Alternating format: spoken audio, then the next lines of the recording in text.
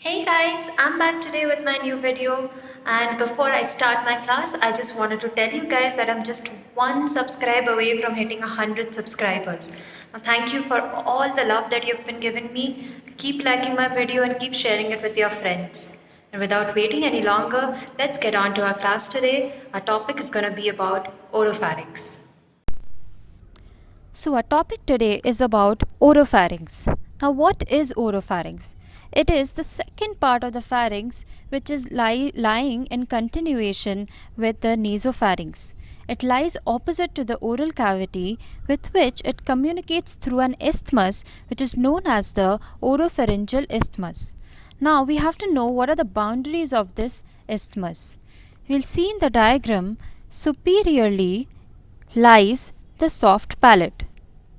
Inferiorly lies the surface of the tongue, and laterally on both sides lies the palatoglossal arches.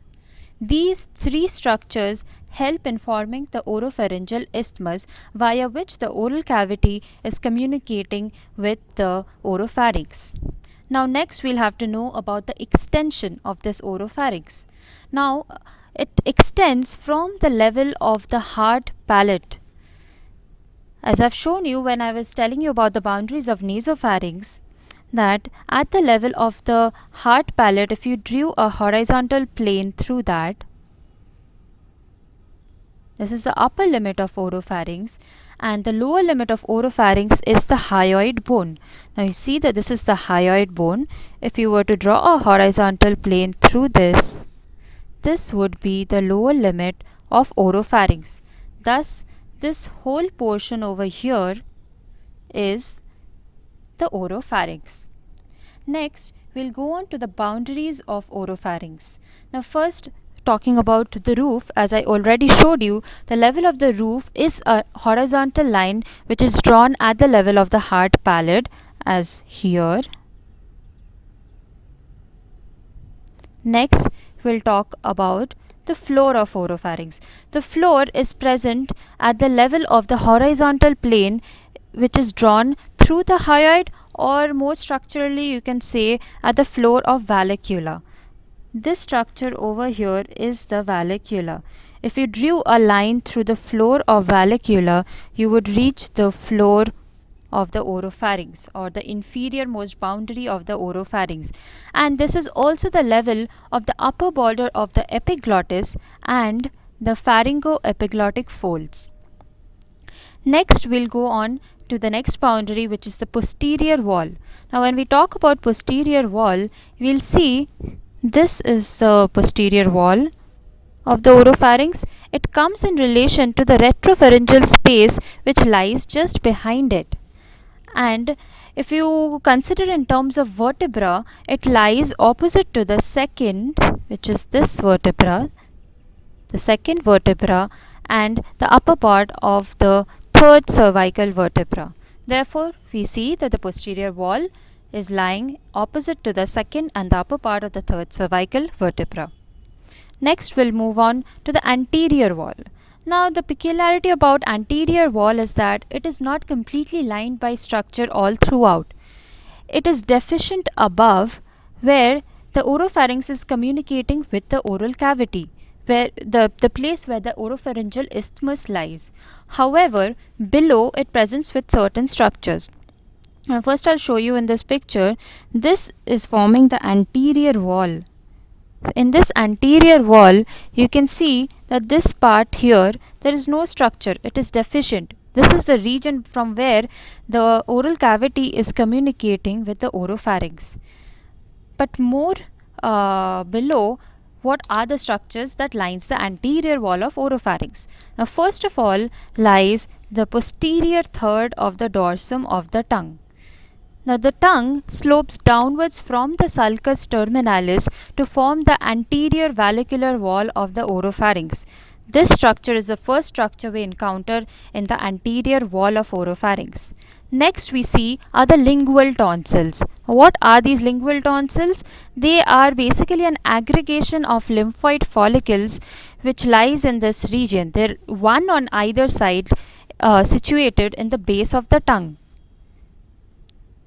This lingual tonsils, they have a very nodular appearance of the mucous membrane, and these tonsils, they may show compensatory enlargement following a procedure called tonsillectomy, which is a procedure where we remove both the tonsils, which has a various lot of indications. And this region, this lingual tonsils, may also be the seat of some infections. Thus, the first two structures are the posterior third of the dorsum of the tongue, and the second one is the lingual tonsil. Third, let's come to the next structure, which is the vallecula. What is this vallecula? These are cup-shaped depressions which lies between the base of the tongue and the anterior surface of the epiglottis. We'll see in this picture over here. This here is the base of the tongue, and this here is the epiglottis. The structure which lies in between these two is known as the vallecula. Now there are two vallecula between the epiglottis and the base of the tongue. Now we need to see what are the boundaries of this vallecula. The medial boundary is formed by the median glossoepiglottic fold, whereas the lateral boundary is formed by the pharyngoepiglottic fold, which is the lateral glossoepiglottic fold extending from the lateral aspect of the epiglottis to the pharyngeal wall. We'll see here quickly.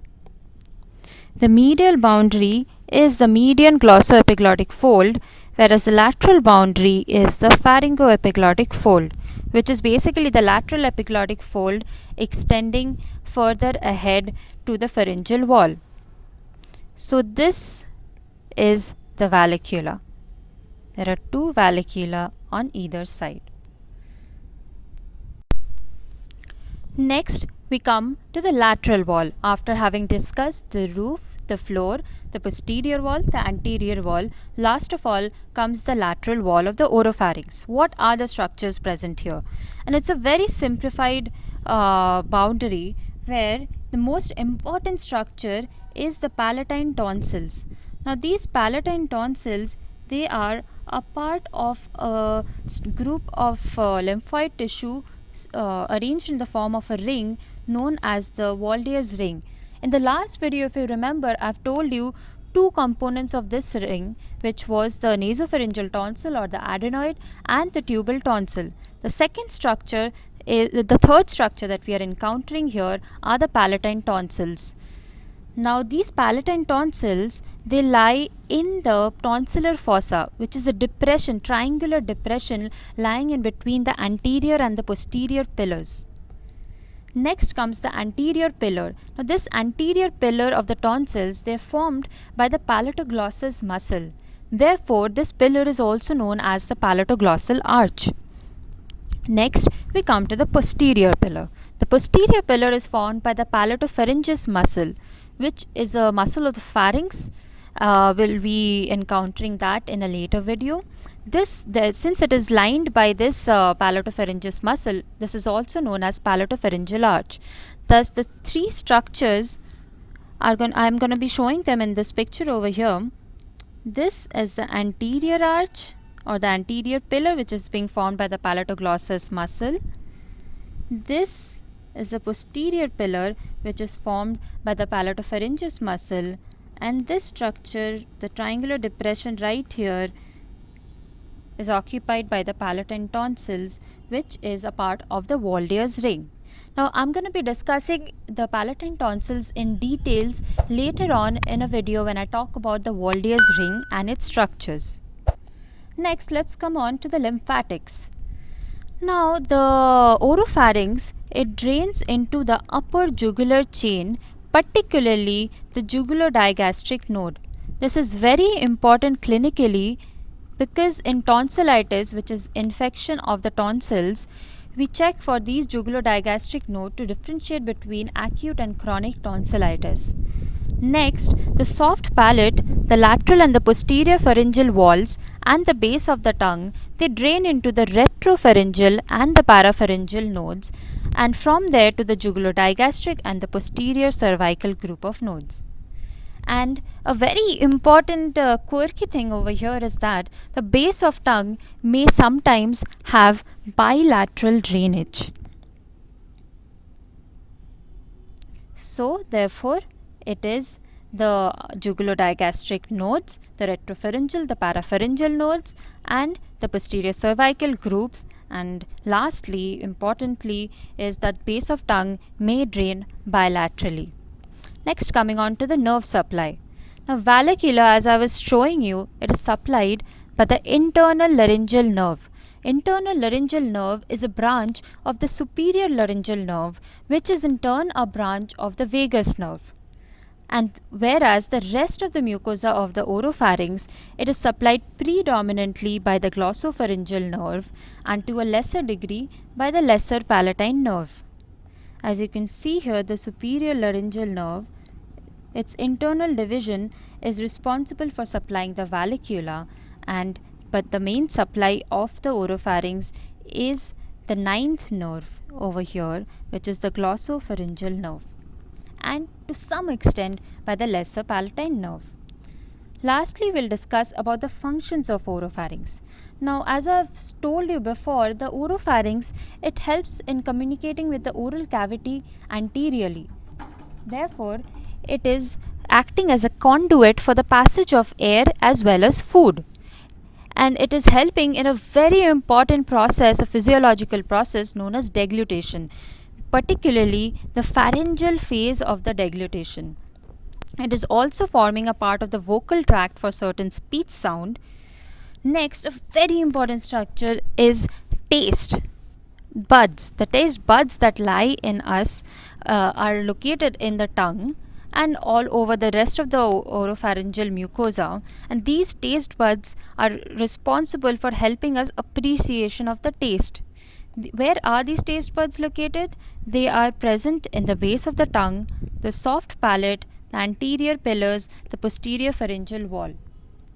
And lastly, it helps in providing local defense and immunity against intruders into the air and food passages. Now, how is this getting done? This is being done by the Waldear's ring, which is a very important structure which is guarding the beginning of the aerodigestive tract.